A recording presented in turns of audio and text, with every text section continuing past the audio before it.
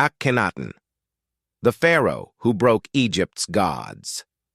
Egypt had conquerors. Egypt had tyrants. Egypt had kings who buried enemies alive. But only one pharaoh was treated like a disease. Only one pharaoh was erased so aggressively that historians still argue over what truly happened. His name was Akhenaten, and Egypt didn't just hate him. They tried to remove him from reality. Akhenaten was born as Amenhotep IV, the heir of a dynasty so powerful it controlled wealth, armies, and gods. But something happened to him, and historians call it a religious revolution. But conspiracy theorists call it something else: a possession, a contact, a replacement. Because no normal pharaoh would do what he did next.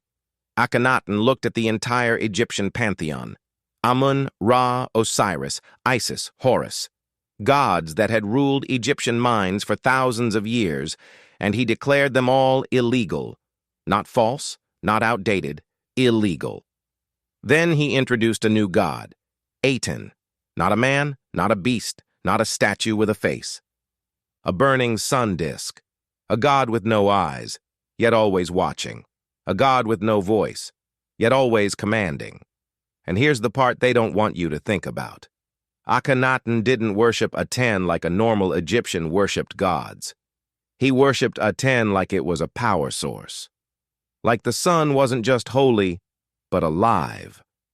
Like it was something that could be activated, something that could be fed, something that could be used. Because the temples he built weren't dark, mystical chambers like the old ones. They were open-air structures, built to expose everything to sunlight. No shade, no privacy, no hiding, just raw solar contact. It's almost like the temples weren't built for humans, but for something in the sky. Then Akhenaten did the unthinkable. He moved the entire capital away from Thebes, away from the priesthood, and built a brand new city in the desert, Akhenaten. A city that appeared out of nowhere, like it was constructed for one purpose: to worship the sun in isolation, a ritual city, a solar altar, a beacon. And then the artwork begins. This is where people start whispering, because Akhenaten is not portrayed like a normal king. His skull looks elongated, his face looks unnatural, his body looks almost mutated. And people laugh it off like it's just a style. But that doesn't make sense. Egyptian art wasn't random. It was propaganda. Pharaohs were always depicted as perfect, muscular, divine. So why would Akhenaten allow himself to be shown looking like something wrong? Unless he wasn't trying to look perfect. Unless he was trying to show the world, I am not one of you. Then Egypt begins to rot. The empire starts slipping. Foreign lands rebel. Enemies stop fearing Egypt. Letters from governors flood in begging for help. And Akhenaten? Does he march his armies? Does he crush his enemies? Does he protect his empire? No, he stays in his desert city, writing hymns to Aten, building temples, performing rituals. Like Egypt's survival no longer mattered. Almost like he wasn't ruling a kingdom.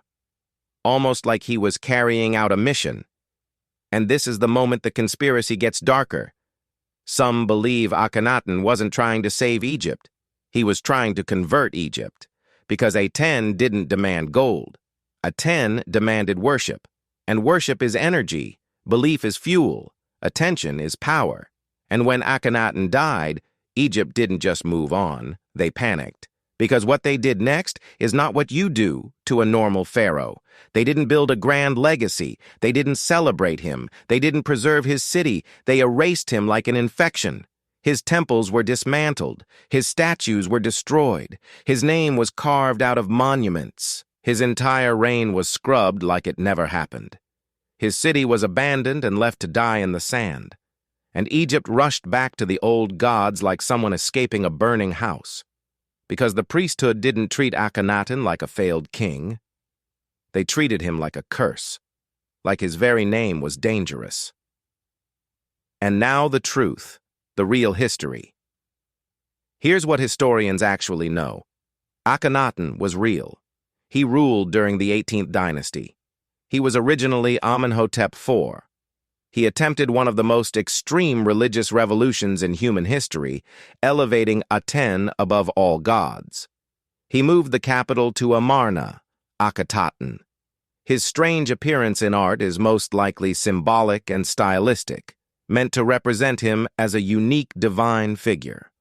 But his reign weakened Egypt politically, disrupted the economy, and enraged the priesthood. After he died, Egypt returned to its old religion, and later rulers erased his name because his reign was considered heresy and national humiliation. Even King Tutankhamun reversed his reforms. So no, we can't prove aliens. We can't prove possession. We can't prove Aten was a cosmic entity. But we can prove this. Akhenaten shook Egypt so violently that the most powerful civilization on Earth tried to pretend he never existed, and that alone is terrifying. Final line. Because when an empire that lasted thousands of years goes out of its way to erase one man, it makes you wonder, did Akhenaten simply worship a new god? Or did he almost awaken something the priests couldn't control?